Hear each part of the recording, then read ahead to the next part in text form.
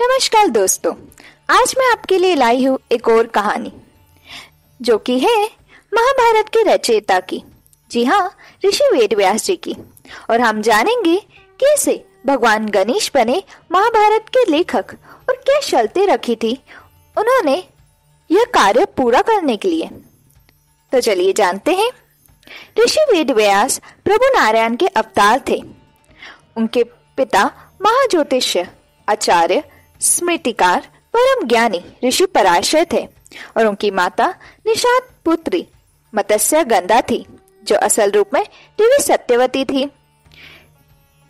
ऋषि वेदव्यास जी ने वेदों को 4 भागों में विभाजित किया है: ऋग्वेद, सामवेद, यजुर्वेद और अर्थवेद।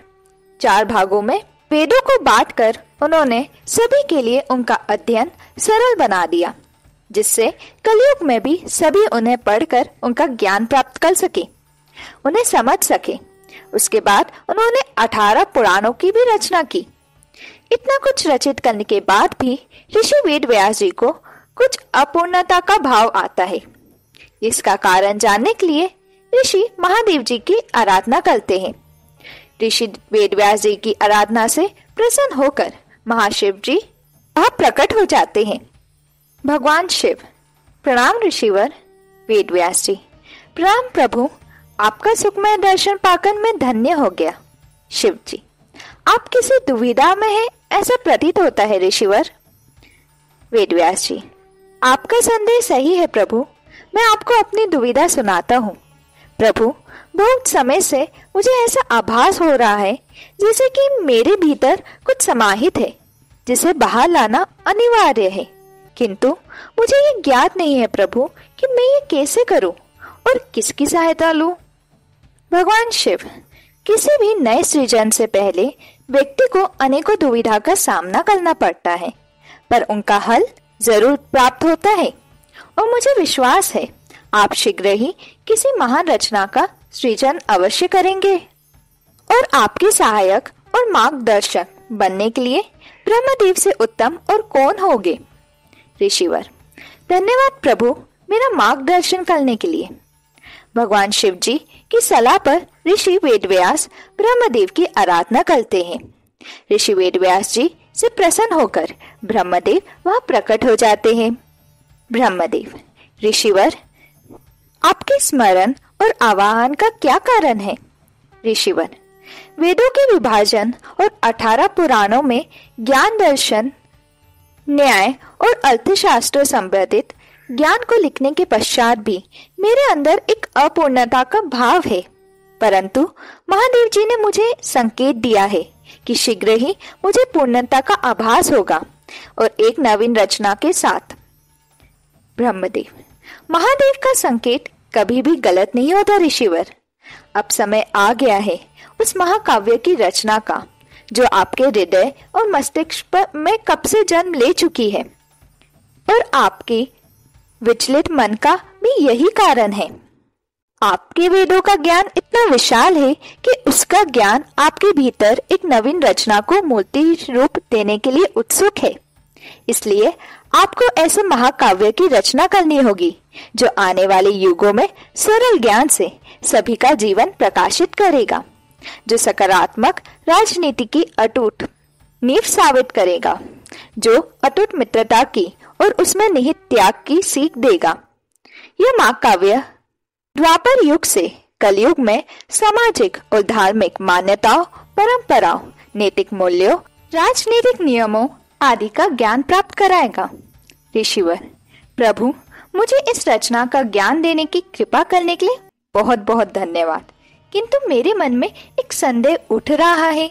इस रचना के लिए जिस गति से विचार उत्पन्न होके उन विचारों को उसी गति से शब्दों में लिखने की क्षमता कदाचित मुझ में नहीं है। ब्रह्मदेव: किंतु एक ऐसे महान व्यक्ति हैं जो सहायता सरलता से कर सकते हैं। वेदव्यास जी: वो और कोई नहीं, महादेव पुत्र ज्ञानेश्वर गणेश जी ही है।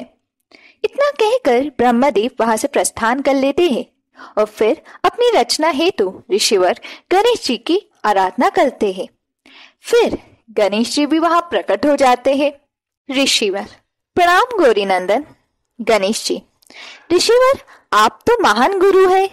आपने संसार को 4 वेदों और 18 पुराणों से ज्ञात करवाया है, तो मैं बालक भला पंचम वेद की रचना में आपकी क्या सहायता कर सकूंगा? ऋषिवर, आपको उसका लेखन करना होगा प्रभु। गणेश जी, लेखन? जी हाँ, और यह पंचम वेद नहीं होगा, यह तो महान काव्य होगा जिसकी रचना मेरी बुद्धि आरंभ कर चुकी है। मैं कदाचित उन्हें उचित गति लिखने में अक्षम रहूंगा, इसलिए जो मैं कहूँ उसे बिना कुछ बोले कदाचित आप ही लिख सकेंगे। मेरी सहायता कीजिए प्रभु। गणेश जी, गुरुवर, मैं इतने महान गुरु के इतने महान कार्य को कैसे नकार सकता हूँ?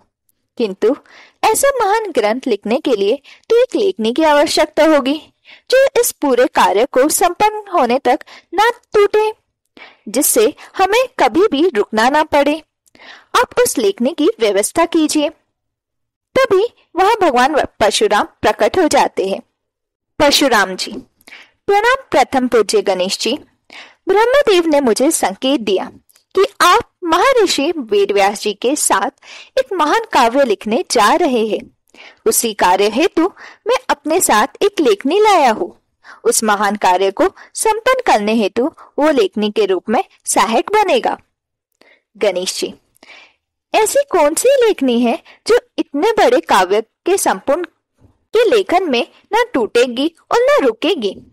परशुराम जी, एक दंत जो आप ही का दांत है प्रभु, जो मेरे ही कारण टूटा था, किंतु आज भी यह सुरक्षित है, जो आपको यह कार्य संपन्न कराएगा। परशुराम जी के गणेश जी को उनका दांत देखने के रूप में दे देते हैं, परंतु फिर भी गणेश जी एक और सामग्री की मांग करते हैं। गणेश जी, लेखनी तो हमें प्राप्त होगी ऋषिवर, किंतु स्याही, उसकी भी तो आवश्यकता होगी, तो आप उसकी भी व्यवस्था करने की कृपा करें। तभी वहां भूमि देवी स्याही लेकर प्रकट हो जाती है और कहती है, ब्रह्मदेव के आदेश अनुसार मैं स्याही लेकर प्रस्तुत हूँ, जो कि प्रकृति के विभिन्न पुष्पों से के रंग से बनी हुई है। इसके समाप्त होने से पहले मैं पुनः स्याही दे दूंगी। इतना कहकर भूमि देवी स्याही ऋषिवर को देकर प्रस्थान कर जाती है। सभी सामग्री प्राप्त करने के बाद भी गणेश जी ऋषिवर के समक्ष एक अवस्था रखते हैं। गणेश जी कहते हैं, एक बार लेखन आरंभ करने के बाद आप अपनी रचना का वाचन रोक नहीं सकते, क्योंकि यदि ऐसा हुआ तो मैं लिखना रोक दूंगा। ऋषिवर, उचित है गजानन, तो मेरी भी एक प्रार्थना सुनिए। आप एक भी शब्द, वाक्य अथवा श्लोक उसका अर्थ समझे बिना नहीं लिखेंगे। उचित है ऋषिवर। इतना कहकर ऋषि वेदव्यास जी और गणेश जी महाकाव्य महाभारत की रचना और लेखन आरंभ कर देते हैं। काव्य लिखते समय ऋषिवर की गति एक समय मंद पड़ जाती है और गणेश जी की गति बढ़ती जाती है, और एक समय ऐसा आता है जब केवल एक खंड शेष था, तब ऋषिवर वचन बोलने में असमर्थ रह जाते हैं, यानी वो बोलने में रुक जाते हैं। तब गणेश जी अपनी लेखनी को रख देते हैं और प्रणाम कर खड़े हो जाते हैं। ऋषिवर, प्रभु गजानन, आप उठ क्यों गए? गणेश जी, मैंने कहा था ना ऋषिवर, जैसे ही आप बोलना समाप्त करेंगे मैं लेखन रोक दूंगा। ऋषिवर, उचित है प्रभु, क्षमा करें, किंतु कोई तो उपाय होगा कि आप आगे लिख सकेंगे, नहीं तो ये महाकाव्य कैसे पूर्ण होगा? प्रभु, मेरी सहायता कीजिए। केवल एक खंड ही तो शेष है। गणेश जी, नहीं ऋषिवर। ऐसा कहकर गणेश जी वहां से अंतर्ध्यान हो जाते हैं। ऋषिवर, यह कार्य अपूर्ण रह जाए यह तो उन्हें भी स्वीकार नहीं होगा, तो नियति क्या चाहती है? परंतु क्षमा करे प्रभु, मुझे तो इस कार्य को पूर्ण करने का प्रयास करना ही होगा।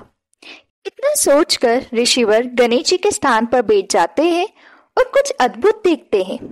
ऋषिवर कहते हैं, अरे ये क्या, इसका तो लेखन पूर्व में ही हो चुका है।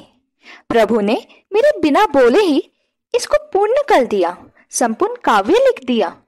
तभी गणेश जी वहां प्रकट हो जाते हैं और कहते हैं, ऋषिवर, यह महाकाव्य आने वाले युग कर्म युग को ध्यान में रखकर इस सरल बनाया गया है, जो मानव जाति के लिए मार्गदर्शन का काम करेगी। इसलिए इस महाभारत नाम से जाना जाएगा। ऋषि वेदव्यास, आप धन्य प्रभु। तो यह थी भगवान गणेश और ऋषि वेदव्यास जी की महिमा की कहानी। ऐसी और कहानियां जानने के लिए do like, share and subscribe to Bhakti कथाएं।